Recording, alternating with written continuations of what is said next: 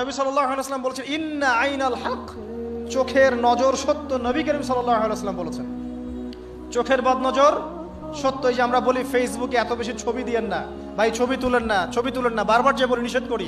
কারণ কি জানেন? একটাই কারণ, বিকজ চোখ লাগাটা সত্য।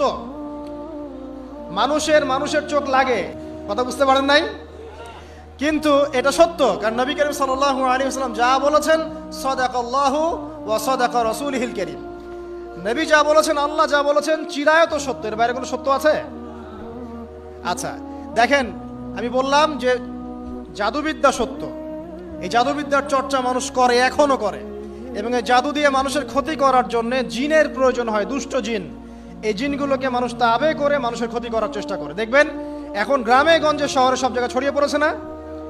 দেখবেন, খুব সতর্ক থাকবেন। আমি পরে সলিউশন বলছি আপনাদেরকে। আরেকটা বলেছি, নবী সাল্লাল্লাহু আলাইহি ওয়াসাল্লাম বলেছেন চোখের বদনজর এমন